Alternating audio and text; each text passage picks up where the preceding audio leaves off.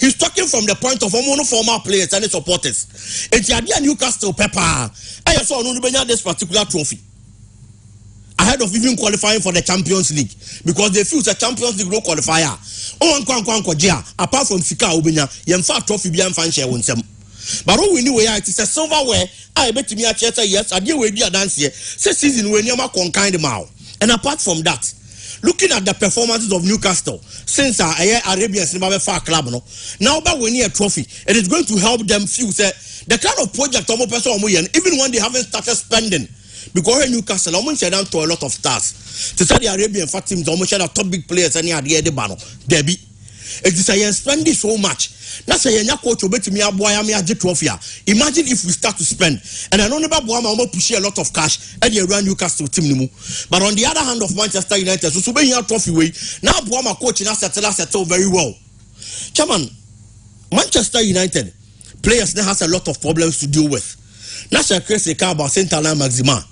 I am expecting say anything how will be born at the right back position. I should be around Wan-Bissaka. Wan-Bissaka on a lot of options, Debbie. But defensively, the position is solid.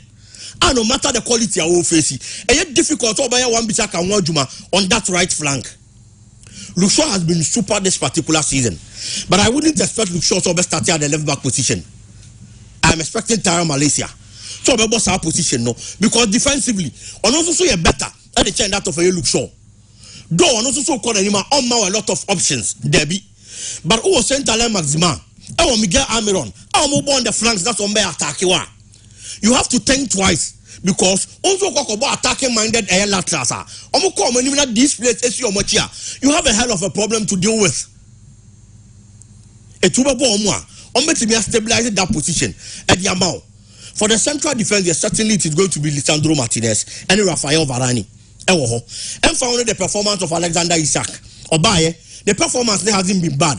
But injuries I had about also hinder branch any progress. Of injury by when a couple of games ago. But if you are looking at how the Manchester United defense has been consistent and solid, they can easily handle the player. Guimaraes are available, but who will be to say Casemiro or Honoma? I am not sure that you are going to be thinking so much about the performance of Guimaraes. Casemiro should be able to do something and then stop the player. One player they should also be looking at Jolinton. Yeah, possible. So no number behind the branch I find is Alexander Isak. And then Manchester United should also focus on the right back position of that of Newcastle, Kevin Trippier. The performance, the experience, any idea actually so to me this season. Open one of the right backs and as a defenders are. We a lot of attacks as a stepper, he's part of them. And I know the chair quality of the bar on board. Shane Ben, a very good players, but man no matter what the matter of a Newcastle. But the kind of red hot form, I'm a push for that picking for Manchester United. No, I don't see any defender trying to stop them. And the mentality of the Manchester United players. Chairman, football are doing more juma. It's when the players are mentally very strong. When you be to say Barcelona now on any ball, it's me winning over them. Looking at Barcelona, how good they've been this season. Amounts our confidence, no. Looking at the performance of Real Madrid, our Champions League in now to lose a Barcelona in a cup game, a Jeffrey in some now watch a Barcelona. It gives you that psychological edge. So you can be able to do it over any other team over this particular season.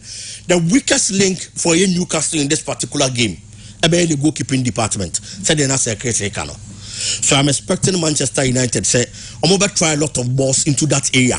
Loris Karius in that Champions League final. Say one of the worst performances of the free English football and go PM where you're taking near the outside so the back. One of the problems of facing your power was that long drive from that of a guy bill. A two she has such a goalkeeper. Make sure such a long balls because Newcastle also setting up the team in such a way say almost as a defender press even from the attack. It no matter the pressure or the moment, it is difficult for you to break the alliance. Chairman, looking at the quality Manchester United possess, any Newcastle team, they've been very good defensively, any BBR. But make a couple of numbers to TB Freema. I see Manchester United getting a 2-0 win over that of a Newcastle. Well, Big in so go for a 2-0 win for Manchester United. Yami match 19. The odds are looking good for Manchester, especially by the mere fact that Liverpool are playing without there are 2 first choice goalkeepers. Nick Pope ne the Bravka omyiri nyina no. Enya the Carrots go nya bi na or ten be dwene ho. And yes, but you never know. This is football. Anything can happen. And I also had the performance of Newcastle against the top teams this season. So then now can only Liverpool not show more. They are drawing virtually everyone. They drew. In fact, Omni City game. Look at the City had to chase the game to get a point. Omni Arsenal draw. Omni Man U draw. Yeah, how I miss Yako. Say Eddie Howe is within the first trophy. Now Tehagen so with the kind of performance, so he's doing very well. There we.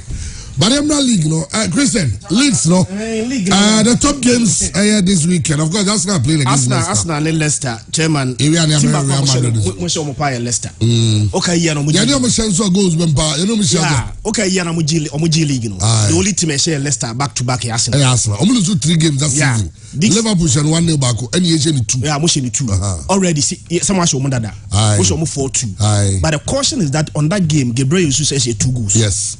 So there's no Gabriel Jesus. Where are you going to get that extra 2 goals from? Now, Adebakwa mama manage Arsenal when he say chairman, mo person mo convert me but as a conversion I dey. Ade manage Arsenal game no say Arsenal are the best performing away side in the English Premier League. Fantastic. Teams in the Premier League na then away here Arsenal. Yeah.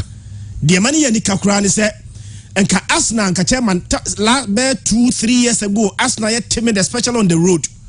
Arsenal goals are washed on the road away, 24 on average, 2 per game. So Arsenal won away game 1.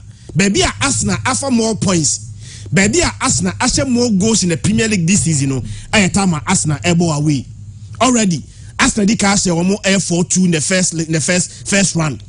Arsenal show almost 4-2 in the first round. They say Arsenal share Leicester twaso and Premier Maku 9 4 successive meetings in Nano. Arsenal ashe almost Leicester City almost Leicester City.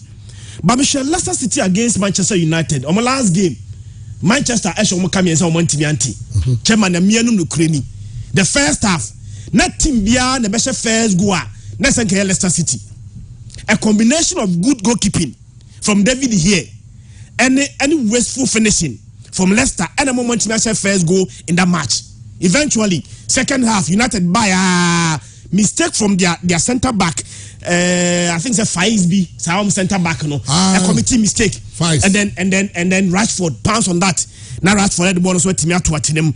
No match Manchester National much a coming anti-me. But before that game, chairman, the 2 games before some Manchester United, they were so much impressive. I remember very well say away Aston Villa Aston Villa and surprisingly the most surprising results of this season the 4-1 win over Tottenham Hotspur. So Timwa before some Manchester United etimi kwa away Aston Villa 4-2 etina fie Tottenham Hotspur ka 9 mu ka ba ko de chairman on a very good day menya sure say Arsenal betimi underrate omo ade eboa Arsenal ne say Arsenal play before Man City meboa. Yeah. It Arsenal sha 5 points gap no open up again. We still a game in hand. Arsenal both first we are. Arsenal should win. Now Man City abo. Arsenal win we are. Points they say 2 points gap. Arsenal win out of the 5 waiting for what happens against Manchester United. Man City game now. On also betimi abono. Leicester fair very well this season because we are league table now. Leicester eto should do 9. E do na any problem with chairman. The points gap between Leicester and the drop zone, relegation zone, are just 4 points away from the relegation zone. Even though they lie 14th, I can't 4 points per. Now Leicester air dropping into the relegation zone. And I can't have many matches left, 15 matches left. I'm very careful, chairman. Bet me so at me ako relegation. Adebakwa Arsenal bet me take advantage of it. Say on last game no lose to Manchester United come here someone to me mean say Leicester ako 8 games sa 8 games Leicester entimi keep clean sheet for a team entimi keep clean sheet at least so be sha kra or sha Aston Villa ka 9 Aston Villa shemienu or sha Tottenham e ka 9 Tottenham e sha baako o sha Manchester United Manchester e sha ni miensa so 8 games the last 8 consecutive games Leicester abono chairman omutimi keep clean sheet. So, Arsenal team take advantage of it. Arsenal team enya go in that game. The Arsenal ne chama ekaketikiti o. My last game was against Aston Villa. As at 90 plus 2 minutes. That game me 2-2. and Brentford Amy Martinez mistake one goal and the Arsenal 4 goal keep an goal post trying to chase the game and Arsenal any the 4-1 win. Another major concern for Arsenal is and the medical can say Arsenal had the best performing side in the Premier League. Was 24 goals on the road. But chairman, Adebaku Ebeha Arsenal, they say Arsenal ako 6 games on the road. Or also to keep a clean sheet. Arsenal book game biana away game one. And they are even when they win, Arsenal bet me I consider a goal in that game. So it's one area Arsenal must also watch. But against Leicester City, Arsenal Arsenal to us on pre 90. And they are Arsenal himself drop points as City may win and close the gap again. So Arsenal must pick a win that game. I did Abeha Leicester and say I learned see James Madison that for this game. And to 100 James Madison to me and go game be. Say James Madison to me and Mobia. The over replacing James Madison, Arsenal target over the summer. I don't defend Yuli Telemans and airborne in place of Rantia. If an A James Madison. So more like for like. Adebaku Arsenal never say player Baku set Arsenal pa. Chairman A Jimmy Vardy. Jimmy Vardy 11 goals against Arsenal. But season way in the pecking order. As we are falling behind Kelechi Iheanacho, it's again quite how to mean starting. But sometimes psychologically, coach board more in the pecking order. A branch friend Jamie Vardy are falling against Arsenal. Timitasha goes 8 years now. One shot na coach the Emma in the north over Brantia. Your friend A Kelechi Iheanacho. Chama a game I don't see Arsenal dropping points. Goals must come from Arsenal all areas. And Katent mission and saying. Most of them 4-2 no. Gabriel Jesus SMU but saying Katent mission. So Martinelli, Odegaard, and Saka, and I said the goals in the back. Now omutimi a fine goals no mutimi share. I don't see Arsenal dropping points again. Idea I'm going for a win. Maybe both teams to score and a 2-1 for Arsenal in that game. Okay. Well, yeah, Biggie. Bremen because you're the Madrid derby so Barcelona. Sure. Chairman, mention here from Madrid derby no. Okay, Real Madrid and that of Atletico Madrid this particular season already can share twice. In the league, Real Madrid changed 2-1. I won 1 home. And Madrid they are confident to say, "Oba mi home nkwadia." Metimi asan so aye e de tiawo e wo honom. Apart from that, almost share in the Copa del Rey, Real Madrid asan so eche no. Asan so share na 3-1 after that of extra time any idea. Inti almost 2 meetings this particular season. Ni nyina akọ the amount of Real Madrid. Almost so share at a point and at a time a chairman. Madrid and that of Barcelona league log so the difference between the two 8 points 51-59. It's Real Madrid not knowing the basic achena and also not knowing what is going to happen in the subsequent games and to me conquer drop points derby a bit to me about Barcelona yes and only honum but until say points now much more than points left in matches left no mean case that of Barcelona G League no it's Real Madrid bet try so be say so another will not keep up the chase. It is not going to come easy because M said this season twice Madrid Atletico Madrid has given them a good run for their money. Atletico Madrid this season has already considered say league any BBM they are already out until they have nothing to fight for. And that is going to be a good thing for that of Real Madrid. The only idea bemo mako extra no mako fight derby. And the names, the bragging rights, any BBI in a derby matches no, and only the motivation for that of Atletico Madrid. But we are only free one manka certain seasons. And Atletico Madrid will be pre-league or be pre to be our confidence in all their European championships. Any at the end of this time around, Sadia no any honum and from Maumo. Real Madrid are very fortunate say Omubenya their anchor man Aurelien Tchouameni back. On the Baba Betime Jinem no Bisi Akaida Momo in this particular game. Chairman, the absence of that of Tchouameni. Say Camavinga no Juma at Real Madrid. But Tchouameni is a master of that particular position. Whenever he is available. On only boss position in Boni ye. Atletico Madrid in Finfi on Mr. Rodrigo de Paul. And an only creative problem at the amount of Finfi on him. He is a player. One will say, a lot of quality. Whenever he gets the opportunity to say, the partnership between Rodrigo de Paul and Koke, this particular season, M found that of Atletico Madrid, it has been solid. I did that kind of solidity. It's only new they have no option to be big sound guests, but sound guests this season we haven't seen the best of the player. It is a player. A starter, a player as a box to box midfielder in the shape of Rodrigo De Paul. Now the sound against a Baba Bebo. Now Real Madrid on the other hand, and so on player and on out the defensive midfielder. And so Baba available this time around. It is going to be a very big loss for that of Atletico Madrid. Apart from that, actually one of Militao, Antonio Rudiger, there is that possibility. So left back position, you be pushi Kamavinga. And Ebi Obe Pre say a one the weakest side into Mimi a coach. That of coach Mimi Real Madrid. That's a player friend Eduardo Camavinga. And about the left back positioner. The Mayani say my best forward line player in the shape of Antoine Griezmann. And I'm pushing it to that position. And found the performance I who take Camavinga down and do a World Cup anymore. Say about the left back position at the France. Even our Real Madrid, we've seen him play that position a couple of times. But when there is pressure on the player, once a makeshift position, at there are going to be mistakes. And to the player or no, I are quick at the feet. Or a very good controller of the ball. Not even the ball need Ghana and the Cocotosa position, no on a very good day in the shape of Antoine Griezmann. A honor the weakest link for that of a Real Madrid team, no. And I am expecting say Coach Thiago Simeone and then the best materials and the Cocotosa position, no I exploit it. Apart from that, any more honor and that of a Atletico Madrid to be facing problems. Alvaro Morata performance hasn't been that good. Marcos Llorente performance hasn't been that good. All these players are Atletico Madrid that kind of spark. I was a team and as a team I open BBI in the season be here. Real Madrid they have Karim Benzema this season. Chairman Onya Shekrampo in the league alone or 11 goals. I was 3 assists for Real Madrid. It's when you're such a striker. And the kind of form and how good he's been. Was shot 3 actually in 3 consecutive Real Madrid debuts. And so on the former Real Madrid player Mansu, he's the player on only share 4 consecutive Real Madrid debut goals and the 2 also. And see, Karim Benzema comes into this particular game with that kind of confidence. And also on your goal, no equal that Mansu record. And so and the man who ended that of Real Madrid. So Vinicius Junior. I heard the kind of performance of Dynasty against that of a Liverpool. After the World Cup, now the performance now up and down. And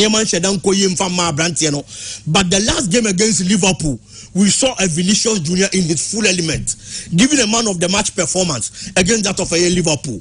And see, you are going to be worried as a coach of a Atletico Madrid. Thiago Simeone say we shall Real Madrid at this material moment. And for only a month to season, no, said the that's convincing win against Liverpool, coming back from a 2-0 down. And your confidence, never to share 5-2, no, puts Real Madrid mentally at the corner. Almost you say at this material moment, don't make here this win. Normally, you're closing the gap between them and then that of Barcelona. 8 points gap.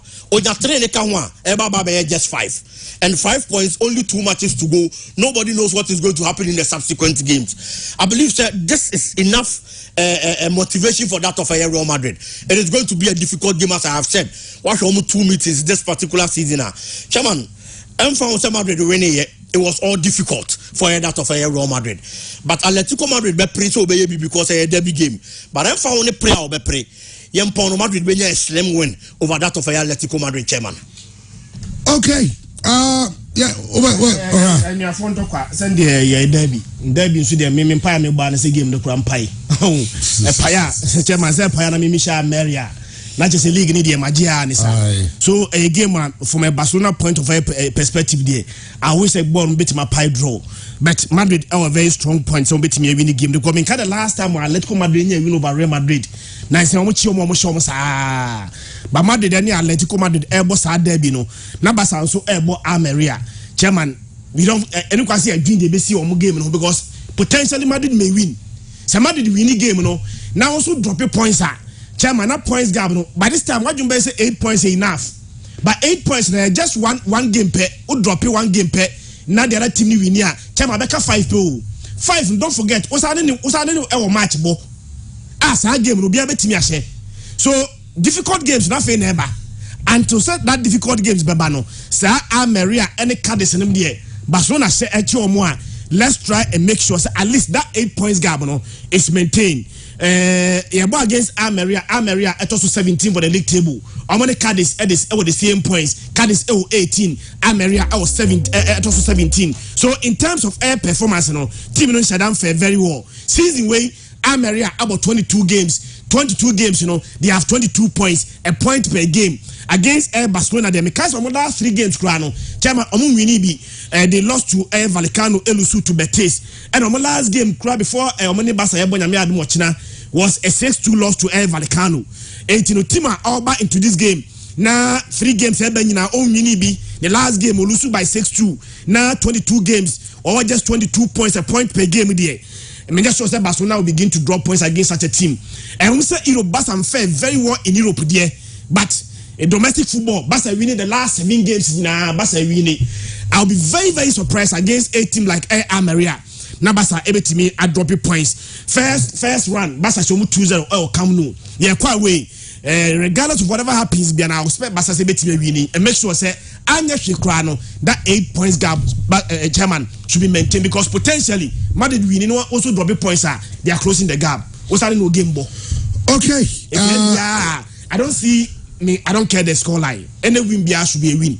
1-0, 2-1, 3-2. As long as we win and make sure say the 8 points gap is maintained, Chama, we should maintain that. Okay. Yamba Monin Semins Yona. Yamrefi na yenim se ya wan sam kakra fa Christian Jefa bu fa ncheme ase mega sam team kakra anyway omrana okay ba be hwe efisem nim Christian Achu ejesa ampanyin 4 year for any now chudan kawema ne any now chudan pepepe visit declare no say yehu na wo free mu no but ampanyin for the question Friday until on Friday won cry and Achu ne na wo chudan no ebeba so na yenye ba ko krebusia no ho na ye ne busia trans ne ahwe ejisa ebeye eni bibia na every Achu de ne so ebeba they about share gal can say for the President's Cup could have no change must say on now in fact there will be a minute silence for Christian Achu was giving him you Georgia free say massa munye brief na mo kwa ban ho na mo justify to aban why ehun be hiasa aban invest local game nim and on some and so the MTNFA Cup game games so no you've had your number of games your Lagos City is playing against Volta Rangers. Your Dreams, Kudukuru, Bushak Dwarfs, Kudukuru Royals, Dreams, Liberty. But the biggest of all the games, the biggest, Adriana Stars playing against Asante Kotoko. Osaji for Sadio Ajimabedu Park. And at 3 p.m. we'll be live on Star Times. It's in now. The rest of the game, yeah, the air live commentary. So, Eddie Bray and the T4. It's not just a no. Game, Basunyami Adumachna. Sorry, it's not an asagi, and so Basu the Honsam, and so any recap of a weekly, emu and sensum. You better come also Kaka and your Ghana football. Sige Jamfi book, be and also Ababonti na Anama Betrasi in the course of the show. Na yede a year sans and so Abbray and the team for Ewojimedi. So it's in a say, I don't know. Georgia free and some you room, you will a year. Is it Kodoko has given the President's Cup. Someone said, "We need to try no option." I knew option, but it should never be the case. And you can say, "Sit that, never." Me whom baby, Kodoko has to focus on Real Madrid ni Barcelona. Yeah, classic no. League game. Let's imagine, say Yako Spain, na Barca, any Real Madrid league game. You see the same game as a qualify for a cup game. Chairman, what do you want to say?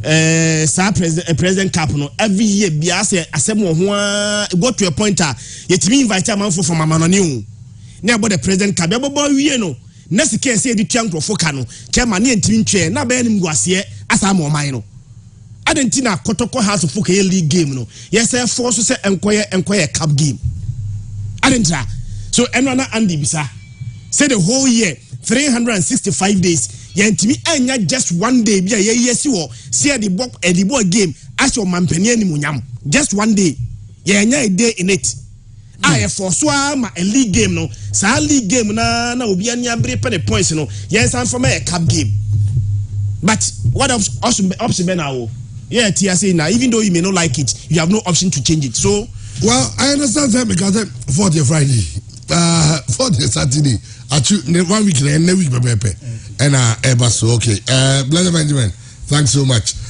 for that but W Tando say President's Cup kwa uhema cause Diana ebo ahead of Asante Kotoko W Tando and a cancel never again Diana NC na me ma ho kwan scally spiritually well wakasa I dey fa omo game no so ho nti yetie ni nyina na yonkwa yanim ewo eho onse Diana Stars ayomagin say minim Diana target Anibra Diana target for this year and it's almost double okay and I understand say Osaje for a promising team no something very big say so much me no double this year o ade kese o de be chewo onse Diana o he adwuma pa gosi Fabian so ye o a enya asemketo na minister be ra game nim ye ba game nim a ye ba be hwe but fan fest no so be koso Asante go fan fest me who say almost send messages trying to mobilize supporters say I was a competition a BBC Jumedi bi omudia they are looking at the traditional clubs in Africa and almost support na clubs from Kenya, Tanzania, Egypt any side ni na omo ye omo nyina ade na Ghana hanom chisu Asante Kotoko nti omo chisu one game some ba be nti Kotoko next game ambebo ewo Babara Stadium no on Wednesday eno na BBC for ba bi twa omni bi chim no on ba bi twa normal say team also 8 million supporters in Chombabe stadium for 40,000 a constitute percentage of 8 million percentage and 40,000 because 10% of 8 million 800,000 1% also 88,000 1% 80,000 40,000 there be say 10% of 8 million 8 million no 10% of 8 million mama 800,000 1% of it 1% okay even 0.5% to 1% it's 1% of it 80,000 it's a chance half of it could go here 0.5% of our support of someone to come to the stadium to fill it and yeah measures no me supporters in try and especially Big Joe Pogba and Cheshire those guys are amazing I don't know I think they should be given special recognition by Malaysia say Kotoko fans these are students even during times jam books and I know that some of them will be going to Doma but they say Pogba and Cheshire and mobilize it Sadia I don't know management for the Jimmy Kotoko nyebi na nyasa fan fest no edim guase on begian BBC for who be who kroma no it's also got to tenanim we there I think say we there I also got to tenanim circles no so fancy omo so se circle now so a very effective circular game you nko dey at least for set me this number of spectators stadium on that day se got to go be 100 circles na circle bia committed so be the at least 100 spectators stadium na chairman on betima make a statement me kai habit that time na a challenge between circles so circle to ko Africa bia bo se circle we ba watene basim na o circle number bo money mu they have maybe on ba bebetina circle bia mobilizing supporters to come to the stadium for whatever reason be a circle na tiada on that day nko they must go back to the past na nema we here in the past on the bus stadium no on that day nko na chairman mo ntini nye circles no me sure say to more than 100 circles more than but as to some vibrant there I can't say but say 100 crown will be at the bare 100 in pa bare 100 never there two na amponsa so course sponsors be ho and we could do commercial kotoko spectators the foreign sponsorship and go from some ba be na omangasa de omone abehwese no kure asem na na yamponsa ka kire omo na they came and they became so disappointed. Na yamponsa se na na ewu akweso akotwa ntro because the supporters did not come and a trend na ekoso no chama me no ya adwen se bibia nsi a BBC for ba no kotoko ni begu ase BBC will be disappointed say but that be account about you push a lot of the blame to the FA, but I think that the Kotoko management should also be doing something, of course, especially because your whole team, your match and Yempo, one of the greatest avenues the teams in Yaskapa, especially Kotoko has a gate proceeds and our gates now. At least Kotoko should have a media plan, Kotoko should have a plan now how to get people to the stadium. Some of these things, maybe a university be a research to find ways, because publicity no crowd, but it could be doing wrong publicity. And I say the channel could be wrong. Oh, yeah, publicity the power, but channel I know is wrong, and that is why a lot of these multinational companies I to be commission on research how to even say we are in in terms of advertisement. Because Kotoko fans, I know how they love their club, but it looks like a love in the armchair love. Said they will sit in the comfort of their home and profess to love the team. Now, then when it comes to moving to show that love by going to the stadium, now got a problem. Oh, Chairman, I think in recent times, I'm found one spectator when it comes to league I work from Kotokobo coronation matches, Kotokobo Africa, Alisana numbers encouraging, Kotokobo had to focus. Numbers encouraging. And the supporters and deben account says the Kumasi Asante Kotokobo Africa. Also Mutimiko Stadium, no Mokosha or mind their numbers. Kotokobo Africa, Udu Stadium now the can acquire baby. I'll be now be parking Crampo Crown a problem because the supporters are in their numbers. Sadiano, Dana AC, Dentina Banasa. Last season, one Kotoko was winning the league. Chairman, not supporters in Coast Stadium.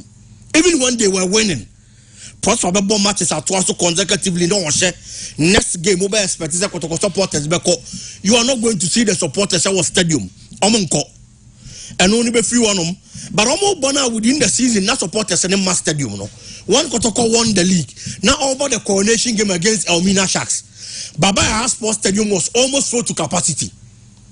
And maybe someone will say, a game into the mobile league matches, they are supporters in the but what the league in a coronation and then their supporters in the Beba. Kotokobo Africa, supporters in the Beba. And if there's anything, our management to future during that time, I can supporters in the bar.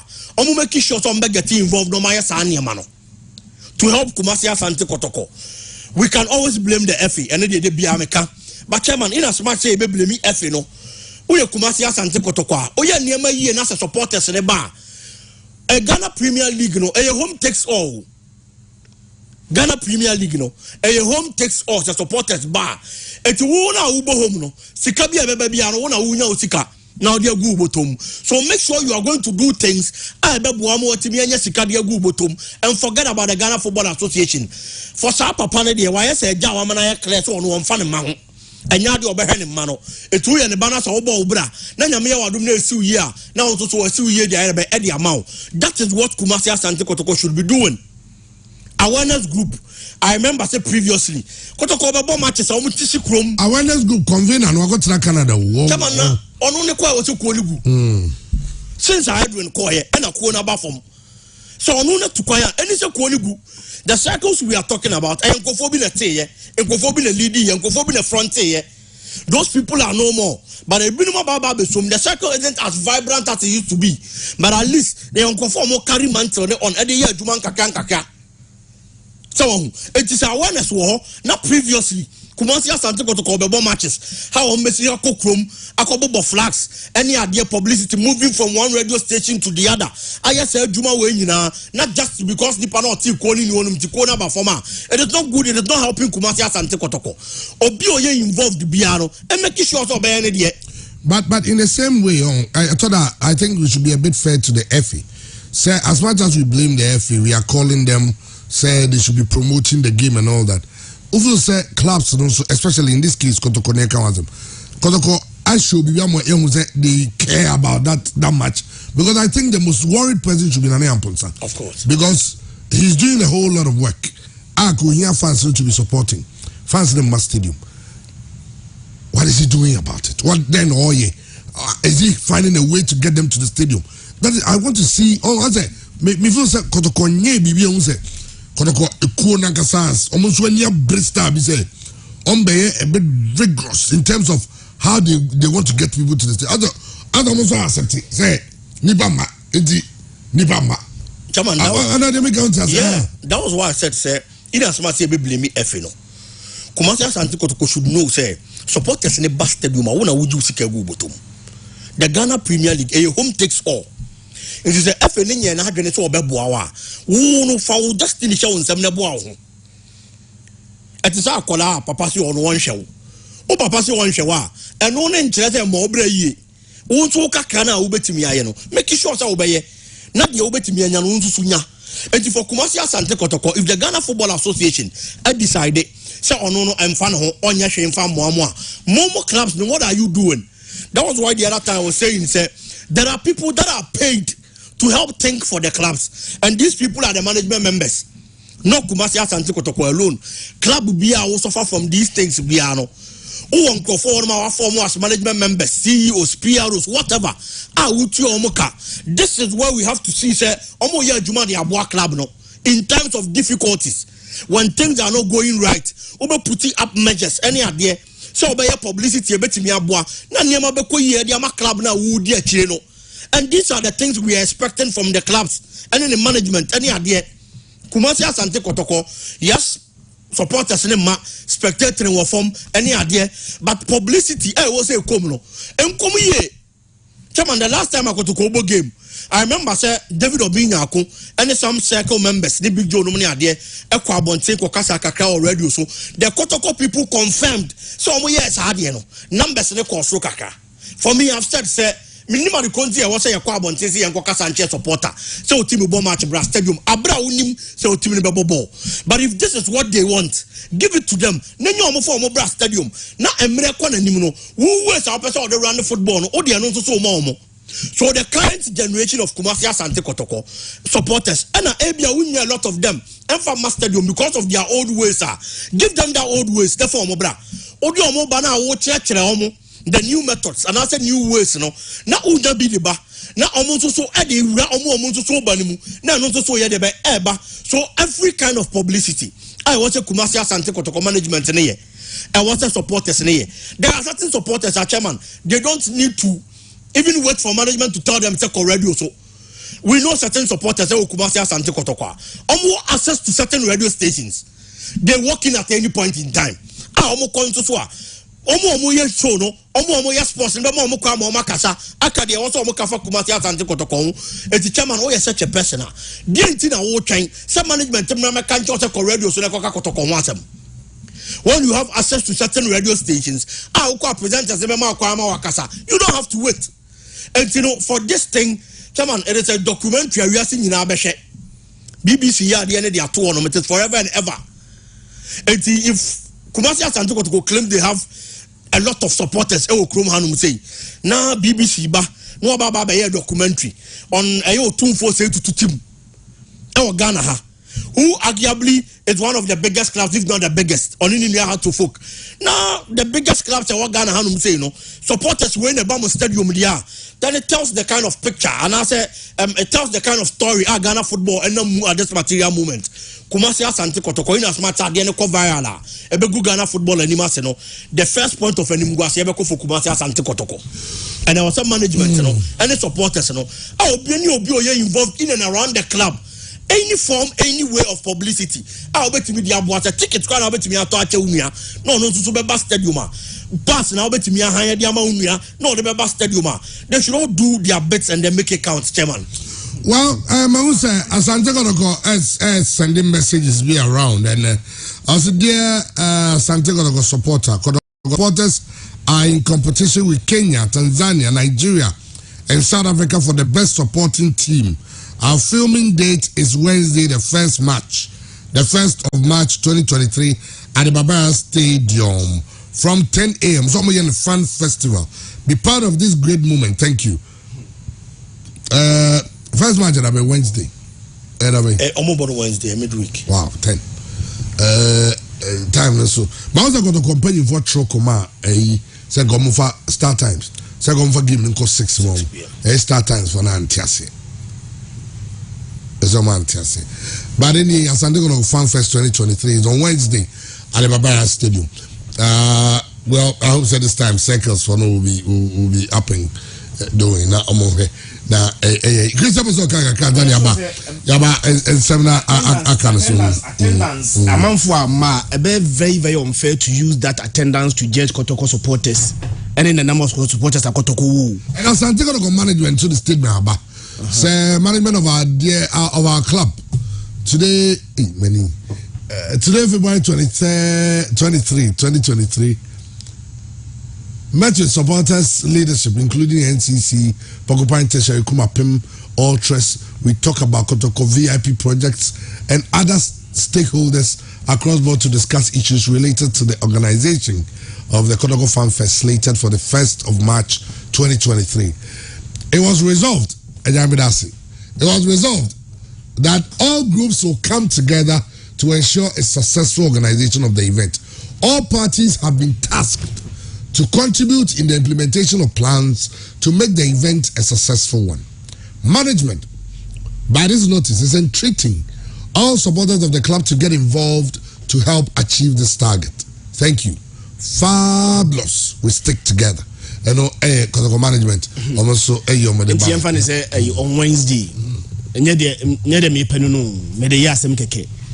Na BBC for this coverage. Nani pay bar stadium maybe 2,000, maybe 3,000, maybe 5,000. Na BBC Jinaso Kase Kotoko supporters no. I think it will be very unfair assessment, very unfair judgment, very unfair. BBC we are researching. I think they send over a period of time. Nanka cumulative. We are not striking an average, but to use just one game under the current circumstances, our Ghana football more obian shebo die. A general problem obian shebo bo obian obiashe. So on that day, extremely possible. See, 2,000, 3,000 maximum. I don't see Katoko getting more than 15,000 spectators on Wednesday. Because in recent times, Kotoko game a man for Shepa, Kotoko has, and then 15,000 a share. So on Wednesday midweek, answer Uncle Share numere. Very certain. Kotoko more than 15,000 spectators. Kotoko can prove us wrong. But even that, a very unfair assessment. Say BBC for Bebano. Normally, some spectators and a judgment on Kotoko supporters. Because on a normal day, say Kotoko Africa, na ubeso Kotoko supporters in India, Kotoko Africa, that is where you see the support base of Asante Kotoko. But regardless of whatever happens, Biano, I think Kotoko supporters should give an improvement of their spectating this season. Because Nyamian Ukraine, Kotoko almost everywhere. And yet, and think I'll be very happy. Say Wednesday, midweek, 3 p.m. Kotoko elbow game. Nanipa bear 20,000 and background Andy. Come on, dear pa. But when you say Kotoko may be able to win this competition because spectating in Ghana in general and are affected. So time in a BBC Bobes are coverage, and the Ghana club will be bad into the disadvantage. Club will be of Ghana be and the BBC Pekina can be affected. Has to folk Kotoko. Omumi nuna denka BBC Pekin bia to competition. Ekosa is East Africa mo hebo pa o. Na se we Tanzania fo ne obo mo hwe na. One sure you may be thinking say Tanzania club no more supported than Kotoko in recent time because so. But in terms of first strong support base there, Kotoko is one of the strongest support base in Ghana, in Africa. But time on the best side, a bear affecting any Ghanaian club. And clearly from the old kind of Christian, as a problems now, one, say Ghana in general, spectatorship from Nipe Stadium, Korebo FM, and I gave they no Musa coverage Nankasa on a Wednesday. Even on Sundays, Kwana Kabefani said, after church, any baby on Beko. Resting for Monday in Tikebiak after church, people will want to move from church and then Kwaba Stadium Baby gave you know. Unfortunately, and kwanko see on Sunday no Wednesday Kroma so him said dodo na wodwuma city because you don't expect to be on obi adwuma wa doom shop also on free shop at 3 p.m. Rust Stadium Marable no enya de sesa de ne besi omo we adwuma wa banks Wednesday say obe free office so oba stadium ba be ball it's not going to happen but clearly some office workers no Saturday Sunday they are not working tinke bia no koko see on a Sunday bia Christian no ya adwene I say fair to Asante Koroko. And Emma a true reflection of Kotoko support base na Gasawunya. Even though you were a problem. You were a problem. Ubana is any per 2000 a bebasa game na untimi kasa Kotoko supporters be 2000 untimi kasa. Because he him kruma him how Kotoko is supported. Bibi na sintra man for master stadium. Time no so nye. What I say. And na me kra no nka wo researcher. Research there how do you pick just one game? Once I say nka wo sample size. Na sample size near a big enough. Maybe season, you know, what pick 10 games, not 10 games, no cumulative attendance, what striking an average. Remember a fair idea. But one game will be able to me a CD. What is that one game per proper assessment? You may get it wrong. But Kotoko should create that artificial atmosphere. By this time, open the activity. How to get supported to the stadium. Free tickets should be available. Yes, free tickets should be available because ABA BBC4 will not be aware of that. Behind the scenes, you know, take it to the NGCB. It should be on management. Kotoko supporters na bibi wo mo nsem a free this week equals Wednesday no must begin say I want to take it to their chair. Let's create that artificial atmosphere and from BBC4. That's what they need. Because the BBC4 here any Wednesday atmosphere, Wednesday attendance. We are they give you your credit, they go. So management Kotoko supporters one quantum make us say Edwin itie ne awareness no or bre ya they were not recognized in left or ko ekonegu what I say but at this point no Kotoko here Edwin kakra be di nsem onfa kakra mra Kotoko supporters na bibi wo mo nsem no must begin to buy ticket. Let's begin to give to supporters no uja mo ma and Nimgwase any bar supporters will be any Kotoko team na Nimgwase na kawo. Okay. So between and then about Saturday. Kotoko obo FA Cup New Year Sunday, Monday, Wednesday, Tuesday. Monday, Tuesday. Let's begin to create this artificial atmosphere no. Ye bo wo for chroma say na ye digi edi no kwase na tete odigi ni di wo Cape Coast. Ne yakoba students from UCC. We trouble TV so akwase na tete jadi ni do be and care how the supporters go to the stadium. So how the supporters will get to the stadium, you know, doesn't matter as long as they get to the stadium. Christians so the different dimension they about on because they say no, baby I didn't do no Saturday, Saturday Christian can Sunday, Monday and Tuesday. Barely like 3 days. Wednesday there isn't much you can do because events day, you know. Meaning a free celebrate you na Christian can say Kotoko supporters or Munsem go, you know. At this point, you know, I'm start to say be on share tickets to their supporters are almost Ebemo Maba Stadium na said ebeya ne nyina ye kan enko fa nim guase emfa American football enko fa nim guase emfa ekuo Kumasi Asante Koroko. And I said say through whatever means Kumasi Asante Koroko the Benya supporters at the stadium no. I was say management the people in and around the club supporters and you be involved them as the community. We were talking about a BBC. Say on ba no be this kind of a documentary. Yes, a working day.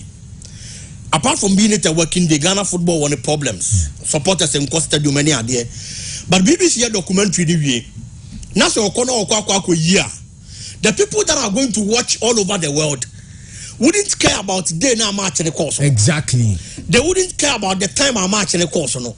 All they are going to talk about and they say now team Kasi or Ghana and also supporters or matter on this day supporters anyway. Ebia near Kena the other class nesu diana Ebia no bia na subenya dia on a weekend say they play for Koroko Ebia Tanzanian class we should be on a weekday. Yes, but obenya the fans no. Yes, obi be to me on a weekday. But if you are talking about the Tanzanians, it's here Andy. they've developed some kind of, sorry to use this word, craze for football. Yeah, me a Simba game be on a weekday. I was like, how would the football next, you know? Unveiling. Yes. And that stadium is around by 60,000 capacity stadium. And how and we giddy biggie. Yes. Now on says in here, Casa Kotoko matches. So one of you ran in the pub. Miss Woman, a real giddy. Nani pa na what stadium one. Yes. So into all these things, and near my was a yes. And see, so what ticket to Uska to say an assay crazy cano. Over to me afford the ticket at the ammonia. Get it in a famoniano. Maybe also saw the bay a bus because and Andy in as much as a casa and same way in one of the reasons are a stadium attendance a from power, especially in our big cities. No, monetary issues. You can't take it out. You cannot take it out. Me, baby, I'm a CCR. Se me ko stadium from where I live. Ko stadium me to be nya trotron fanko. I don't ever me ka escaso. And me nya trotron fanko just me fa taxi. In and out. And the man spend the component 21 cedis lorry fare alone. Wow. 21 Ghana cedis. 21. oh, that's a crazy case of that means baby or no net. I was through the chain 21. Yeah. So look at this 21 Ghana cedis. I am a sports journalist. Me cost stadium I am Jimiska. But the supporter we are talking to and pleaded say Omra Stadium no. Supporter na kwa ebe Jimiska. Yeah. Etiyebi o 20 Ghana cedis kwa mpone the area stadium. No akwatena center line no ahe Kumasi Asante Kotoko matcha. Enye 40 cedis. Obenu nsuo obedidi. Enti onwie no atwam 50 cedis. Ask yourself with the current economy we Kumanom. Who nipa dodo was saying and 50 Ghana cedis are they be obeka me ake. I am using the word media ake because Sasika na de kwa hebon and yes ka odi aye adwuma no wanya so mfaso. You are only going to get some sort of excitement. So Timisha and I say bibi and only free on man. Where you 50 Ghana cedis. So it's just like me what's ka me ho na me share obi na mtu na dey ma 50 Ghana cedis. How many people can do that in this kind of Ghana, in this Ghana modern Ghana city? So yes. It's a part of the reasons. And it's a meme na mi wobi. Na se me timi atama mi nua bi no aba be hwebia. Ebi ase me to take 20 cedis channel and 30 cedis channel. Ebi e better ne kaso ntie bi ono ne the 20 so no de no na fa ne car no de aba stadium anya problem mfa ma no. So what you say? Yeah, because him say after say wa fa car na wie no anya oba be rest stadium o ma metua gate fee. Yeah. Eti no your motivation enough. Say oh me spend 20 there enya hwe. Ene e meko because menya free ticket. Eti wo obetimi atobi. Na watobi di ama ho no. Atobi ama obi no. Do that. There have been times Kumasi Asante Kotoko matches. Mato ticket ama microphone o Mako stadium. From my own pocket. I had one cousin. He had no interest in Ghana football, supporting Barcelona. Only need to feel more about some of the Kafa born I no real crampo bell. What it is Ghana Premier League. Into one Kotoko game na mene Kasaya na mene Ko stadium. Fortunately, near Africa. Okay. I think Kotoko ne Nkana bi no mo share 3-0. From that day, Oya Juma we Eastern region. Oh, one man na afrɛ. Kotoko ne house no be ba Accra na mpese nkam kohwe bi o. This is somebody who had no interest in Ghana football. But of course, stadium back up. Based on the Okoko who was stadium, the kind of excitement any idea, check out Africa, Nipana Bani Bibiano, gradually he's grown some kind of love for the local game. And it's our opportunity, no Aquaniano. So bet me to ticket amount maybe or down Fubi, no Baba here. It is not only Kumasi Asante Kotoko alone you are helping, but it is going to go a long way to affect Nipano about make us a mindset and as a BB about the Ghanaian game. So let's all do it. BBC documentary where we are say nipa na akwa outside no. On fountain Wednesday. On fountain 3 p.m. Ebi campus adwe ni mpoba ni trim and also who say oh na Wednesday na 3 p.m. It was a working day and holiday. It did supporters ama. Ebi mpoba bi say na say anade na see omo kwan some the game ni be kwa numre. The person doesn't care. It's the who are we Kumasi Asante Kotoko supporter. Who are we management member? And it's not about supporters alone. From Monday, I was a management member. So they shall say moving from one radio station to the other. Talk to the supporters. because omo ankasa ka ye nyina so ye hu times akumasi asante kotoko management ebeti omo wo gu radio so mbekwa kasa to the supporters. I appeal to them. The supporters come to the stadium. And if you need them, forget about Ghana Football Association. Forget about saying the panel supporting Arsenal or supporting Barca or supporting Madrid. Now Madrid PRO crumble only no. Oma meka him fan chireno. Oma develop your game to the stand say. Akwa shop be an away area where friend wara beba. Umpo. And your man board in Behwana because tardy. Your friend wara beba.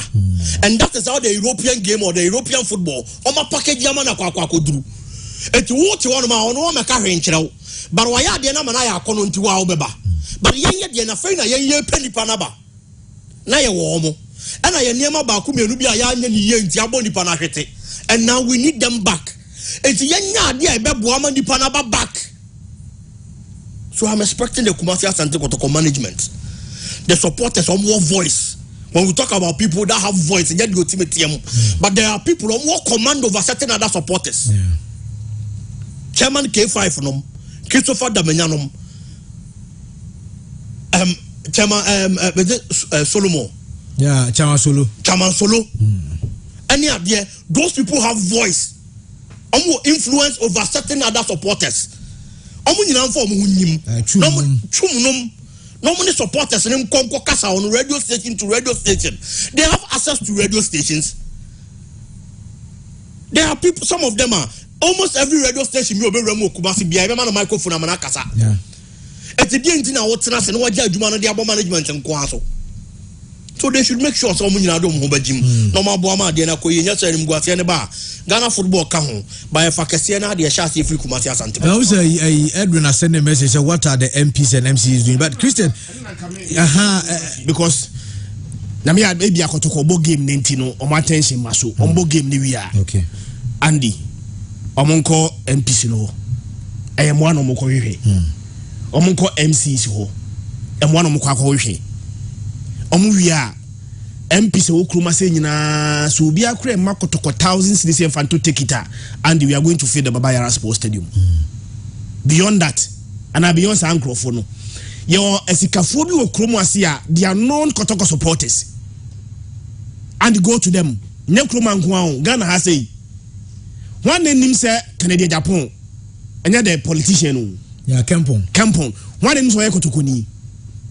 Oko camp one ma oye so say camp team ma be 2000 fato ticket 2000 be to how many tickets do say o dey say to be 20 cities there na 2000 be team ma more than 1000 tickets. What I say, so identify these rich individuals wait like Dr. Kokutin ho o kroma say plea one day show pe and I'll pay their 2 on him. And the one day show so there Ubo was saying the one day show at 2 anymore. Yo. I'm on phone high card be and find your flags in Winko Treffy and Kojomo finds in Winko Treffy. So the matter is on Wednesday what happens after Wednesday and BBC will be the BBC won't any the best on Wednesday. So Wednesday and Quadia Name Admako Tokoboni game New Year. MPC Okroma saying me sure says will be a 1,000 ye better take it Abba Stadium. So Uncle MCs no be a 1,000 a to take it. Oko despite a former board member of Asante Kotoko on Wednesday you need him konho oma be 2,000 despite my 2,000 and there some mama 10 cities and come easily obeto about 2,000. Kroma say Kesben Kotoko supporter. Why Kotoko Juma paying? Go to Kesben. For us them to him on that day in Kwade, Kesben in 2,000 to take it out. Obeti me try the amount. So let's identify these individuals, go to them. You fear some two on him and make sure say Jessica from her near Jessica na.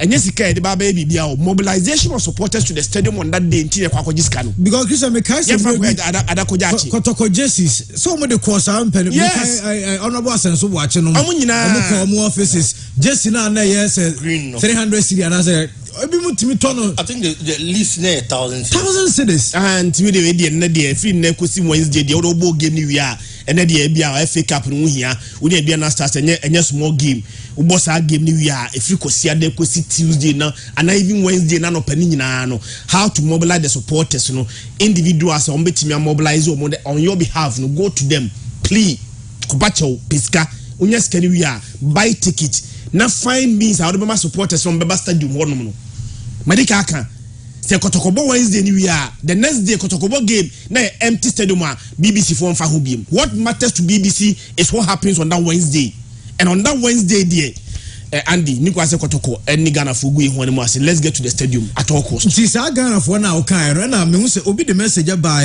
Facebook comment section one no say and him go say be yakasa buy for kase na ekode ma Asante Kotoko because omudin and but the aspect of Ghanaian club no so yen influentino no suggest say why the Ghana Football Association, the Ministry of Youth and Sports no ebia omunso emfa no kwan bi so say omo boa Asante Kotoko we are doing this for us today Christian can whatever happens after Wednesday no BBC doesn't care what I say what will transpire within some time no the Bible take coverage no and they be here for the sake of Ghana football because now also yes a Ghanaian club Asante Kotoko any Tanzanian clubs any other also your both national nations need to sign the club no abanti adana GF in Sunni ministry no so no FB and say be a provision of free buses any take it as free buses they are available me dey ina majari me kra me dey Blessed Benjamin na mama ya we say say omo provide a free buses from a vintage point from Bantima opeso onya bus ni bia nipa be friend number available no afre no kidaka a ticket okay oti Bantima in and out is catered for enti big transportation and obe factor in you know ye is our transportation cost na fuel so they are a ticket. So having gotten transportation, you know, how do we get them ticket? What I say? How do we get it? And also must be someone's else's responsibility because obi one for ticket and send them. Now man helicopter crown the oma. So let's creative, innovative. Making sure say at least on Wednesday there. You may paint a picture, a true reflection of how Kotoko is supported in this country. Christian, Kwakula have message be out there about say Andy, truth be told, it doesn't lie in the remit of Kotoko management to rally supports for to the stadium. Mobilizing supporters is the core aim of supporters group. If they can't achieve their core mandate, then all these groups should be dissolved. And may I show us with circles these groups are associated with Asante Kotoko no making sure so especially their leadership making sure so between mobilize omo members no because for the leaders you are leaders because people think say mo na mo betimi influencing mo members and the circles na sem there see can say how vibrant they were in the past they are not as vibrant and na dey na ko ba titi no na Kotoko circles and they know me very vibrant vibrant but they are not no question say omunye gidi said no in the past you know but enya fe ne bebo nkuru by this time you know enya time to be shifting blames so maybe we will talk about circles you know any activities you know after Wednesday. But the most important for you say the basic on Wednesday. The baby yani say one share ebenya supporters bia near the general Asante Kotoko are entity reflected on Kotoko support base. Because on Wednesday, Ghana has say naturally even Blasters cry ebo game okromasia ye the free ticket in a game. Blasters are in Egypt. Amount for breya to even get ticket and no Andy obitimi to take it no turn at a higher price so people were buying ye share the 461 kumasi no am for the year pa o obitimi to a ticket no booklet 10 cities back here 10 I remember very well said 10 cities there no obitimi to 1.5 people were still willing to buy now go for to fake but we have now gotten to a stage that the same Blasters a World Cup qualifier against Nigeria e okrumasi na say a ticket Sana Ghana for so generally the atmosphere in Ghana or Ghana I say no in relation to our football no one shot timing no emma proper reflection think about 5 years ago and a BBC for bear side we are more true reflection of protocol support base but also try and emphasize on them frame because it affects you directly. So how to get supporters to the stadium, you know, should be your major concern. You identify and confirm between supporters nako skawo monsem bases are available. Can you pan through bas no take it show nsem or fra take it nsem sa. And I think that at least 20,000 there. Kotoko should get that number at the stadium Namiadma Wednesday. Yeah, Namiadma Wednesday. Said ya kanona Koroko supporters and so Eddie or Sebe or na or Mamiki should say Kotoko Nimbe Benyam. Media and so but Georgia Free former vice president for the Ghana Football Association. Christian Akabi say generally our Ghana has say football Shannon Kasaba from now or Chechilemu or no from the angle near my own say and SI Ghana football. Yinti Uncle George. First of all, you need to instill discipline and confidence in the game. The Yemusaya who say your game the sport omuo GDA we your game ya create the atmosphere ebema tifia obekaso ofane bakwabana and then me kwa Accra Sports Stadium akohe Accra Great Olympics ni Accra Hasufuk said the name Ribi net yes ade na eno ye one in recent times no eniyema bin mu di enya I was here so ba ko sports betting e di enya ba was yentimi nka ye kekafa ho near dodge. I mean, yes, all over the world there's sports betting going on. All over the world the game is being played. In betting companies sponsoring club. But I was saying who protected the product. The FA comes and Nuna Ebema the regulator no comes in. The integrity of the game is very, very important because say now what is bofo any team be kobona scores in here. Now, it brings the integrity of the game into disrepute. Yeah. You can say all sort of things. I think of Obi Ombeka say, oh, na say Nyenkwan start say, yeah, predict yes, we predict games. Yeah, agreed. Ye tosubiu. Say ye betimi akoshe game. Na ye growing nyina ye ntimi anko stadium ni omom ko stadium nyina hu say, oh boy, eda baby a camera is here. Na referee no dey betu baby a white chair is here. How do you expect Obi sa na do money club no Beko stadium? Yeah. And yes, mistakes are there, but a certain mistakes are. Ubetimi akase we dey unpardonable. Mistake be wa who the change ye. Ntino enu nyina ka ho bi. Uncle George Free any attend can I mean some for we so asana maba Christian any biggie and so now or sound so to be omo on feel say omo and a more responsibility and as we are responsible say on be promote football Ghana say no Uncle George esanso echichim. The clubs are the direct beneficiary first because sabi me na matimi ko na me mpatemu any me mpanyimfo ne me board ye decide say ye ni suade hu nie. This is our vision and this is our aim. It is a ye di kan sadia na kwa bia e be fa so e be ma saa ye product ya bo ho ban amana ye appealing and na say aye ye kan twi mu say aye kono ama manfo and responsibility and ye di kan ye tosumienu eye adwumaku a ye hye na se the regulator in this case is the GF because ono no so ode mra e boy ye football na e be bo no wo Ghana ha no e ho ba ye tosumiensa any sebe mu central for because ekwa bie ni wo akire se ye betimi aye football wo kru Ghana ha amonka ho because die ye wo bia na e wo se fam so ni aton ya se intino ye hia mo so as stakeholders inti me kan sa and then me de betwa to okra aban sebe ye nyina ye hyemrase kro ya ewo mu nipa bi ne di yeso anase ekuo bi ne di yeso nti nhyehyeye ene mwa kra no ho ne ebenya afi nti niema ne bi wo kra be go beyond yen as football administrators. It has to go to government. What do you be chat to no? The fans that we are communicating to. Now say supporters in India, ye pese omoba stadium no. Almost ye benya some level of education as ye beti media ma omo. Ebe boa. Na ti eno de because say collective and holistic. Enye nipa ba ko pe anase ye wie na ye see atam document the GFJ na implement no. Ye nyina. Christian Uncle George, no former vice president for the Ghana Football Association. Otia Bontia, chairman, Ombekasa, Benyedi Somunaswa, the same issue. Ghanaian politician, Otia Bontia, Unimbibia, Asamoah, okay, Andy, Dian Yankai. the hypocrisy of the Ghanaian politicians, especially those in power. Oh, can't no na or pretending tisa, but in their bedroom they know Sasama Kayano Crow. One name said betting is still a course organizing one name.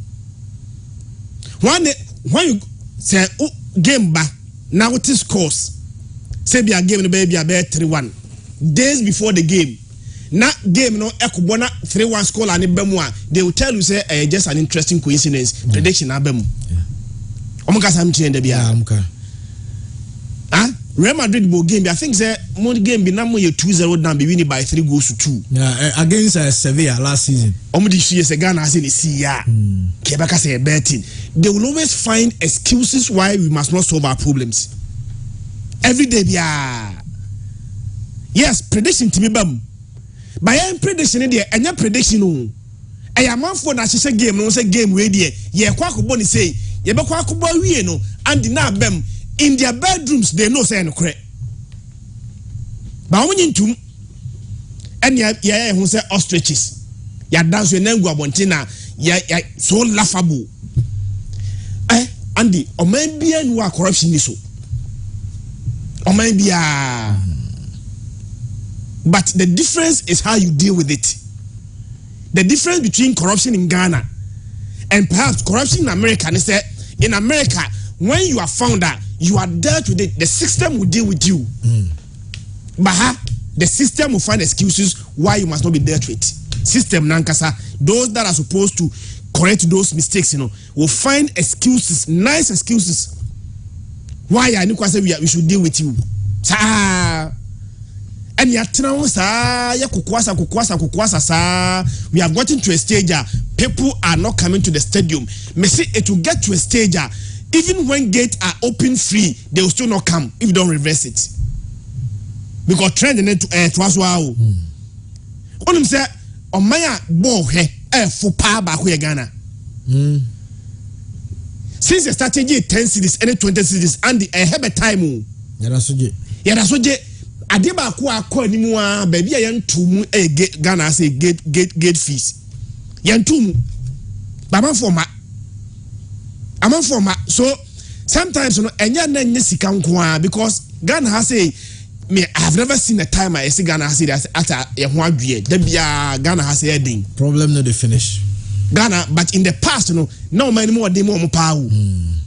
They were still going to the stadium. Argentina, they were finding time and resources to go to the stadium. In those times, the same Ghanaian entering the stadium. The attitude of the people in charge, on what attitude can be. So, surprisingly, so now FA president and say bet Ghana say the same thing. So, like ostriches is their own product. Almost say we are. Me coffee nam so me DSTV a game be house me hwe bia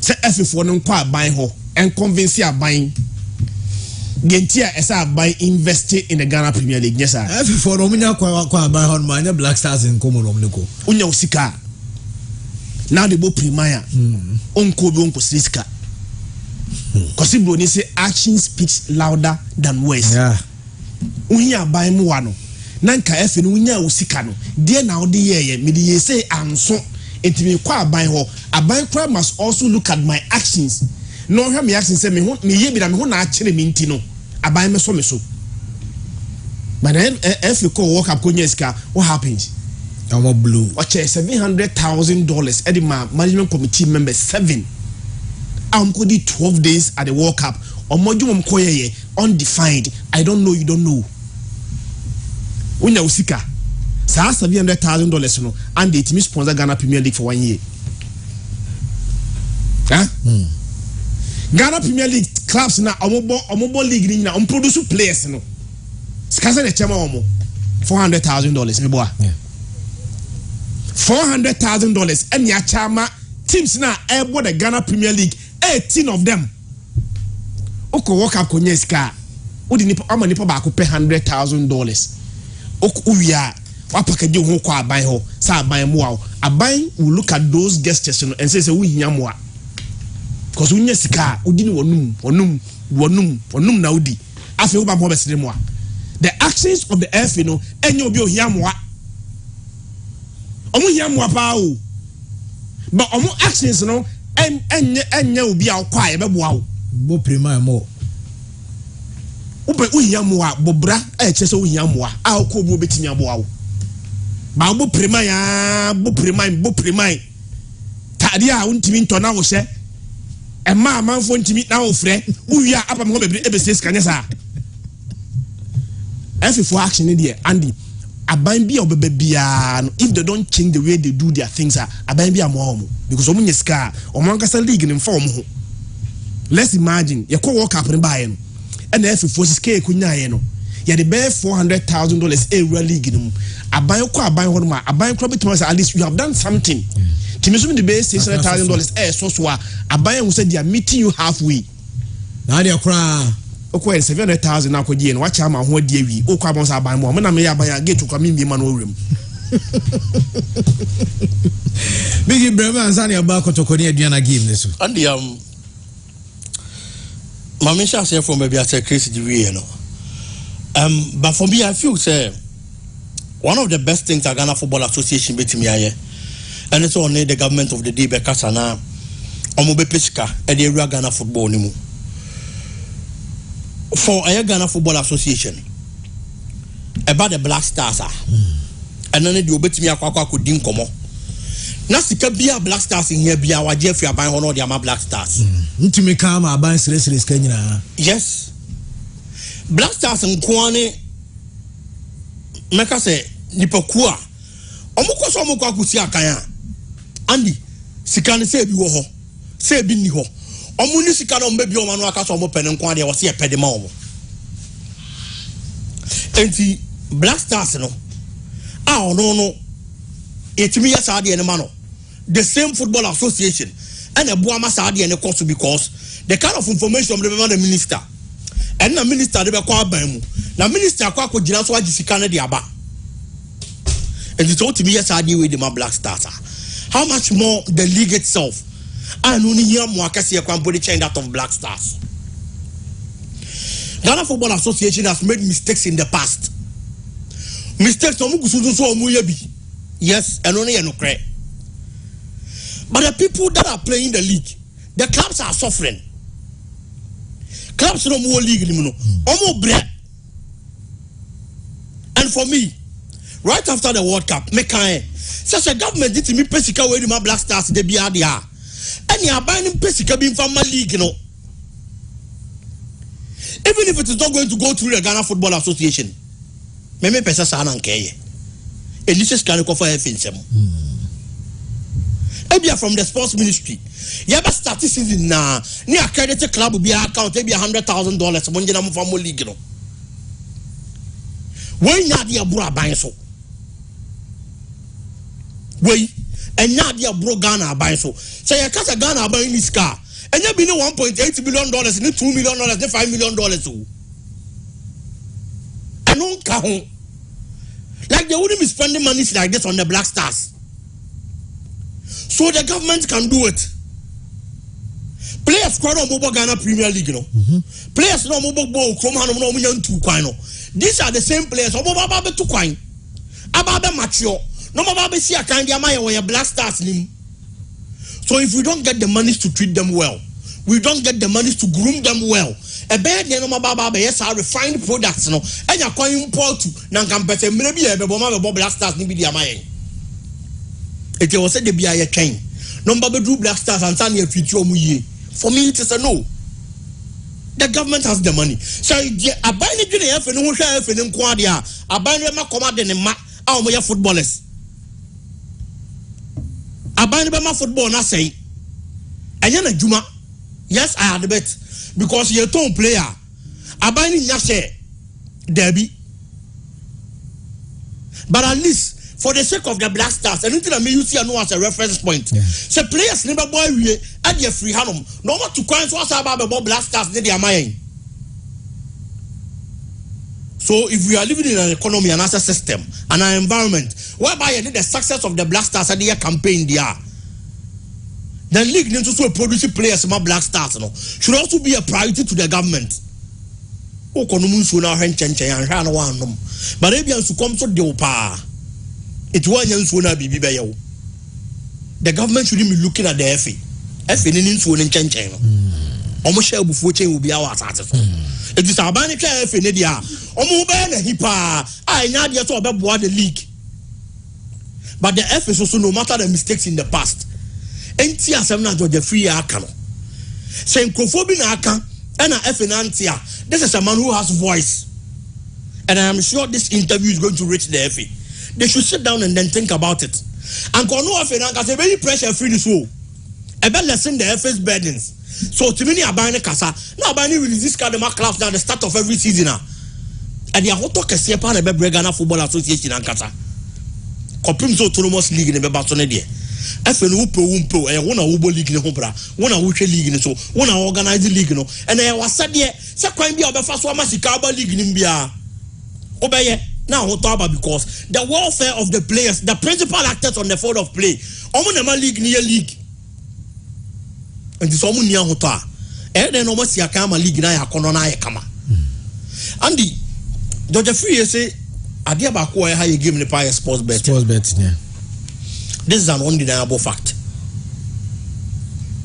So we catch us after the announced expose. 6 matches in Ghana. Bet in Ghana Premier League money pa no count. It is going on. AC. And I didn't feel it is becoming worse. My reason being that previously, Andy, say your ball league season was Ghana Hanum say your ball season na yeah baba you know on the last 5 matches on Coast Stadium. Because or see you do last 5 matches now. The only to acquire relegation, you know, they might be on the Bemano. The only relegation of person was surviving, or not to be Kahwasem. The only league, or not to so yet the obey. It's the last 5 matches of the Ghana Premier League on one funny serious. Yes. But this time around, previously, not last 5 matches, last 7 matches, last 10 matches. I remember really good Nasani Mane Kosono. This time around, at the start of the season, Nasha I Koso. That is to make matters worse. At the start of the season, Yasha season national. Team no so him to acquire relegation. Say uncle, say OG league, say on the so ya den. No I shall see the year Juba. If there are certain results are in your sipe, no one will reverse fixture and so ha. But it is happening. There are certain teams in this season's league. Yes, we might have any coincidence. But you will be on match days. Team you on a results for Pepper at 3-2. Because goals over 4.5. Ghana Premier League matches and goals in Shadam mem. Into over 4.5. There have been times I had to as much as 10 horse. This is 100 cities. We may say 1,000. Yeah, catch them me. Biggie. Can't you me? Ya kwa share ball. Andy, ye game no. No official abako. Any referee say allegation was say on omo ku gidi.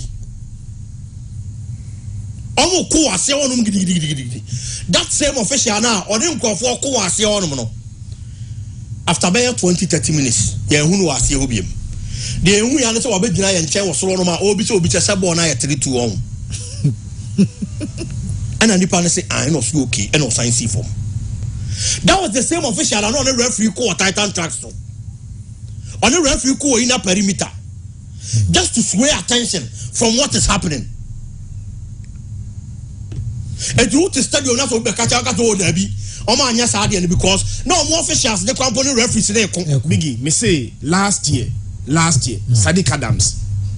As a betting company before no Sadiq Adams say Ghana Premier League game back. The way a man for channel. Which me try giving 100 million. 10,000 Ghana cedis. 10,000 just prediction correct score line. And on the numbers no. And we tracy numbers no.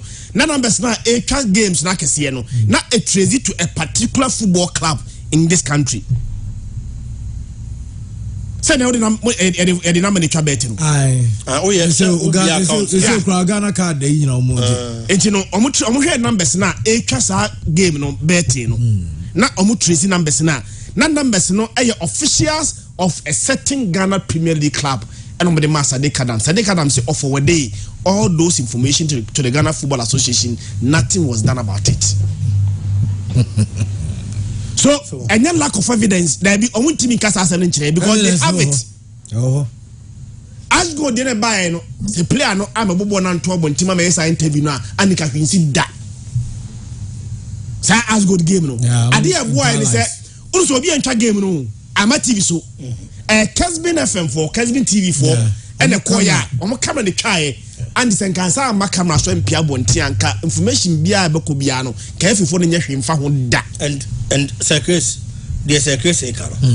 say any lack of evidence into the decisions be one my intake but need that so and yes are there no say almost every sanctioned FA match top flight football in the Ghana Premier League nina FA cameraman ko center bia kwetwa being it FA Cup and ASL League. yes matches nina FA cameraman echo every center echo kwetwa so and yes said yes say kano say Kesbin TV ne kwetwa na footage the bar bontia there was going to be an FA cameraman but the Kenya obeka or the FA honum but the FA would do nothing about it.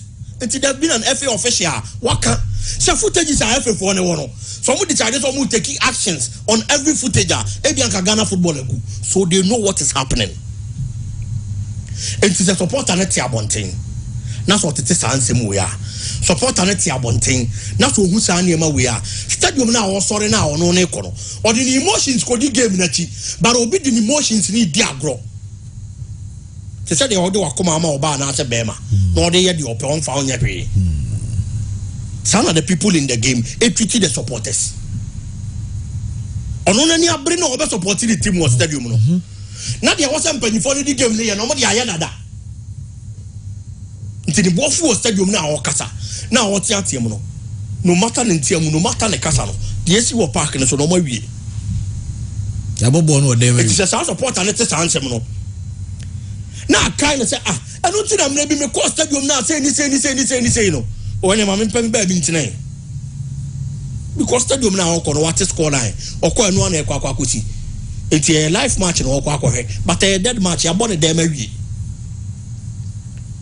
That is one of the biggest problems our Ghana football need facing. And Nana make us say to make it worse never assembly previously. And can your bosses in another season leave a reality and who's on your way. But this time around, I am from Assassin and the bump in Fidimetia. So imagine, say, you have a bully that we never come last 5 matches. Next thing, last season, the last 4 match days I did both season in the year, almost every weekend. I wouldn't say even almost. Last 4 weeks now I do really Nina. I had matches. Nina see yet. Yeah, but last season last 4 weeks. Last 4 match days, I had the real season. Nah. So was it just mere coincidence? The players know it. The officials know it. Obianim. But they are going to call for evidence. Yes, I know correct. Ultimate case and be say I want for evidence. But the Yasembian will be evidence in the but they all catch on my lead. It is so we are serious about football. We are serious about the other organizing now. We be take lead now the amount. Now watch our investigations. I say. Baroka pomba trash no. Oma about to go. Now man I sense him who be na work no. But the baby has now the chronic cause no affect the game no. Okay. There are teams local room bonus now you to the teams be no. E be move for players numbers and call here. Almost one betting company BND. There are 3 teams our Ghana Premier League ni mu. Almost one need chance for betting company be mu. It's almost fan call. It's to date local room bonus ni yetua, but our clubs ni yetua bi ma omo da.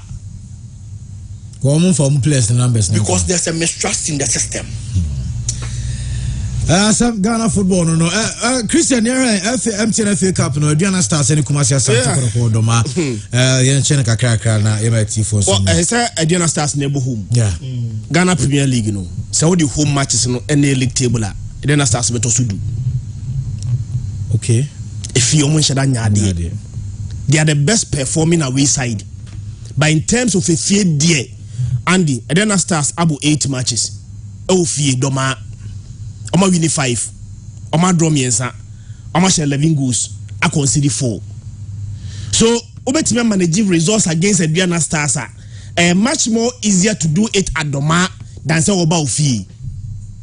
But they inspire a lot of hope. Emma Kotoko for me and say Kotoko also available points our way 30 mibwa. So Kotoko about 10 games on the road. Oh, Ghana Premier League no. 10 games na Kotoko abo away no. Points are available. Kotoko betimi agye no 30. And the only Kotoko nya only 10 of them. 10 out of 30 points on the road and yet enjoy season way Kotoko winning only 2 games away. By Atlanta Stars I draw 3 games off ye. 3 games now I draw off ye. Emubaku was against Kotoko 0-0. So season way Kotoko akodoma akopeke points. So in the MTN FA Cup there and the Kotoko away from the against Atlanta Stars are all both here or also any too strong. But Yamiano Ukraine. So we have 2 teams in the last games on board there. Sakotoko kunya draw on Swatremai. Yeah, Swatre. And Atlanta Stars ebese has 2-0. Atlanta Stars any has game no. Masa happen ni bimu. On that day, Sakotoko bibia ya minim the coach ni betimi aye to choose between Freddy Kasari and Dan Lad. Who your coach na a state of dilemma power. Ko Dan Lad first choice. National team goalkeeper Freddy Kasari the entire Kotoko nya point against Watremai. So against the Atlanta Stars, do you drop goalkeeper in the last game? You know, almost a man of the match performance. Ekofa Dan Lada na. By the Kotoko problem. Oh yeah, has game na. Omone has a full game no. Baby has a brepa. Baby na inkum no. Okay. Also dinkum bo 3. Samadam school ku inkum. Tina di obo Kotoko 3 no. O adwuma ye. Wan e Kotoko 3. Nicolas Osebunsu. O adwuma ye papa because Samadam's born no boy on the right side of Atlanta Stars attack no. So why nyina no so ankati down the first goal the supply came from him. Oye born cross in by and I branch the connection now what the ball 2 net team. And then Stars book game now. Baby, 2 goals were scored by Isaac Minta. Isaac Minta played more like a second striker. Kotoko on last game no adia Kotoko many so any say Kotoko kept a clean sheet. At least they kept a clean sheet. The team keep a clean sheet Isaac Kasari Freddy Kasari can be. And a more last time. I think the last game more last time. Any Mumari can about 4 and 5. They kept a clean sheet. Some movement of Isaac Mintano, they should check it. Only Sharif about 4 and 5. Sir Isaac Minta movement as a more like a second striker behind the main striker. And before you realize no do box room. So Kotoko center back and especially Omomonsubo as Kotoko DM no and check Isaac Minta movement. And then that starts so much experience. Make sure money has full game. Now me say Elvis and that's what then starts. One is speaking. Now me say Elvis and then starts player. Omo player and oh boy one of the best midfielders at a point in time. I can keep to Elvis Johnny Kotoko. And to me anya successful. Elvis equal Legon Cities. Last year Elvis amo game because of injury. And also make a return to Atlanta Stars again. And on there Adom Frimpong and ebo central midfield Andy. Adom Frimpong last year, this year dear Bakwa Misha, M1 pa say Emmanuel Keke at the man of the match bear twice. Adom Frimpong no any Keke and Kotoko midfield nano mutimimo. But Adom Frimpong so add the MVP Sumienu. Ti Adom Frimpong any Elvis Opoku nebo central midfield. But this game I don't Frimpong you out or worry weekend will a very big miss for the Atlanta Stars. Very big miss. Because ball I don't Frimpong airborne in film for there and the idea and so Kotoko nebo away from quite encouraging. The Atlanta Stars ball fee. If you ask me per the former Atlanta Stars ensure especially in their last game the day. Win Biaba, I'm going for the Atlanta Stars win. Okay. Biggie Mamiti Kakra Honmana memority for so na Adriana Stars Kumasi Asante Kodoma. And a tough game. Very, very tough game. This season already, Omadi Kabo Bako. Bako no boy, it was a Doma Kumasi Asante Kotoko to me Kopeke a point. Our Ghana Premier League in last season was a good season for Kotoko. Kodoma Kokosheye. And the last season performance now they can Kumasi Asante Kotoko Kodoma, obey confidence, Okwako for 3 points, and I say qualification be obeying Yabiano Kwakunya, nor the Abakumasi. But unfortunately, this season, apart from some away matches and Doma being one of the difficult games for Kumasi Asante Kotoko. Kwakwako win back. I'm sorry, a draw back at 1 point. But it was in the league. This is the FA Cup. Chairman can say, Adriana Stars vision, and I said this season, when you saw the double, our Ghana Premier League, and also a double now. It is by winning the Ghana Premier League and then winning the FA Cup trophy in so. It is all now when you an opportunity to say against Kumasi Asante Kotoko. Only option be than say Ubetimia qualify at the expense of Kumasi Asante Kotoko. So I have to for game now. I think Mintamo Juma. I will move on the matter of Adriana Stars. There were certain players that were very solid. Alex Boachene, Steven Anochi Bedu. How they handled the heart of folk attackers. And when we are useless or parking so. And to me, I have by Bianti Reno. Actually, the kind of quality as I'm not telling me, Lukita. Maybe Alex Boachene, I know a lot from him. But Steven Anochi Bedu has been one of the best players for Adriana Stars since their qualification from a year as a one of the Ghana Premier League. At a point, now Kodoma, Hono, now you're Steven Anochi Bedu, and they were Hab Adams, former Kumasi Asante Kotoko player. Omion about the 4 and 5 at the matter of a Adriana Stars. And I'm not Bedu 2 coin or Babu Kum Chelsea. And I was to walk back to where he belongs. And I will do my mom. Kotoko attackers and now goes away a lot, especially their number 9. And I know the man yet difficult, so we share this kind of a central defense. Steven Desi Mukwala, no matter the quality he has, Andy, away, I think he scores only 1 goal. And one year, Ediama Kumasi Asante Kotoko against that of a baby and Gold Stars. It's the chance say, also a lot of goals our Ghana Premier League, goals in the Bebrena if ye. Or a strike on an April was run my Meshaka free. Meshaka Dian was a lot of goals. But Meshaka Dian Kakabine if you na Bebrena away. But Steven Desi Mukwala Dian Bebrea if ye and a Kitwebi and as a Bakope. Away. Kotoko talisman and anybody knows also bet me go the he's not scoring in away games. Now Koshi has such a tight defense and only man thing. Apart from that, in midfield, Kumasi Asante Kotoko. A team now. Certainly you are going to see that of a Richard Bodu Agadas. Or only the Obejinem as a defensive midfielder. Who to partner him? Rashid not the air chatter clearly. He's always going to be there Obaya Jumandiama Kumasi Asante Kotoko. Because since Obayo had the first opportunity to play, he's never looked back. Sharif Mohammed and also he's available. But Sharif Mohammed, I was a coach in making sure to control the player. Now I'm man called him because Agadas being that kind of support. The Diana midfield and then the attack brings a lot of pressure. It's one more the double pivoter. A Bema midfield now a week. Elvis Opoku we are talking about, and now you bought Richard Bodu Agadas Mudin, you bought Sharif Mohammed Mudin, you bought Rashid Note Mudin. But time Elvis Opoku Musha says more commanding midfield. Our Ghana Premier League these players were nowhere to be found. He is young, but very experienced because of Ghana Premier League na check. And of few on Legon cities and our science were back. And since our buy, what yes, he's a controller. Or no detected the pace the Mediana Stars from 51. And then on the flanks, Obenya Richard Danso. He's also very experienced. Former Wafa player and what to kind of science waba. No one has some Adams also on the other end. And that's a case whoever plays the left back position for Kotoko.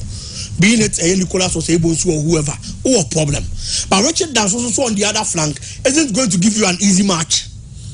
Okay. Kumasi Asante Kotoko and found the kind of ball Isaac Mintayabo. Faka has to focus the confidence I was gaining. Oshe game be against him to Atremaya. There is some sort of calmness and the solidity. Ewo Kumasi Asante Kotoko actually won. Mohamed Al Hassan has brought that kind of experience limbs. Adiana Abdul Ismail Gani Udema Kumasi Asante Kotoko. How the few honourable Muhammad Al Hassan at the Saudi and Kumasi Asante Kotoko central defence. And it's going to be a difficult game for Kumasi Asante Kotoko, no matter who they are going to put on the field.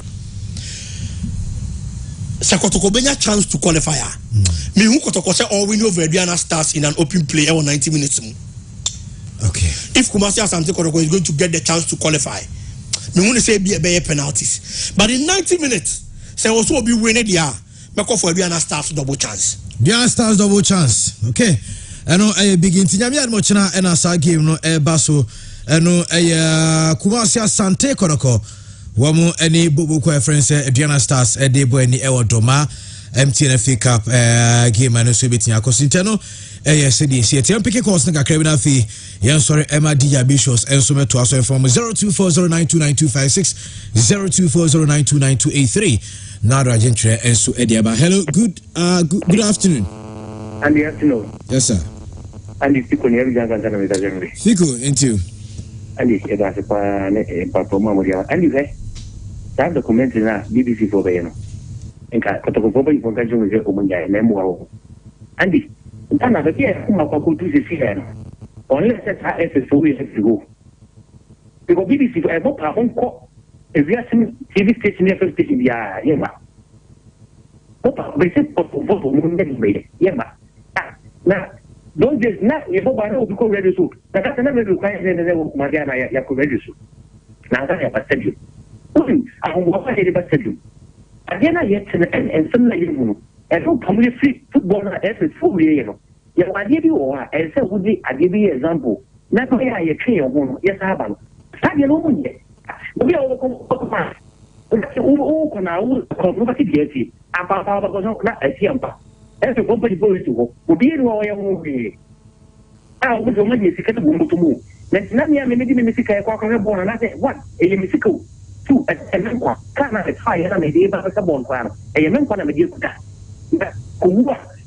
Oh, yeah, the medical pie, but I said, I was over okay. Unless almost through another, or my year, took on one idea. Say, yeah, yes, will be, your band will be, you will be, say, I said, for you, the next segment for one doing one. And I didn't see. This is for the day. As I say, that woman's to go up, I'm so old over my pain, what do, if you do, what you do, maybe do. Okay, you Martin, so yeah. I supporters Neko Nema a year club so any Benyam. Just forget about this heavy because it is your team. Yes, Saturday. A lot of parameters story. We say Union Berlin quite almost supporters so making sure some do team back to the Bundesliga because 2004-2005 no more relegation, but supporters need general when I was on Beboa Amaniama Queen. Now I was German Bundesliga, Union Berlin at third. Amasanso I qualify all round of 16 over the Europa League. Until supporters need the FF1 okay, but to about Bimbako. What I say about Kotokono, wow, yes, supporter no. Yama to Swaba, no if you or half a ball, Kotokono and one I would him. Tino support you team. No. Good afternoon. Hello. Hello, good afternoon. Oh, do I just about to own Casa? Okay, I am running poor crowd. Just say, I saw an centennial. Sorry, my bishops, Emra. Sorry, sir. My ma would not so cry, but time no asu. Yes, sorry, my bishops, Emra, Nanya, Miaduma, Ochira, men say commentary ever by the FA Cup game. Happy birthday, Kodia Mad Dennis, or being a free we a student at University of Natural Resources, you know. And your birthday, happy birthday, ko etimi edi amount. Dennis obeying FE, happy birthday to you. Another James, okay, James in so eating a birthday, okay, James also no happy birthday going out to you, James. Nyakupo in shop baba, and no ACDC, but sorry, I quit na the late Madame Georgina or say, aka Adwasewa. Mary Jacqueline ene eye junior Kofi Poku junior maame eda form Tima Krupak ene ena eye no eba suntino ye mai musua na ya sorry na chese yakoka inuanom ho na omuso akrakra momi echi krakra na ese bibia enso etima ye kama tino eno ese disi eti well yemfensia ma bisho semra nyame aduma nyame admocha commentary beba na afim on Mondays no yeah the pure sports and sweat me atwas me Andrew so beti afrem andika slash chairman BKB nka sanso na UTB nka Christian Education so tinka Jacob atwese Bright Bo Taylor Darling Paul Bright Owusu Jare Bismarck Joan omnyina eka ho na omeki show possible ene edemao mamenchia skabi bia obi boss enchia so nko ekode ma sanso na ya B of KB group of companies ya enchia chairman 1 chairman EG enchia chairman so ene the bigger quiz and papa general ambitious edemoto aso yakram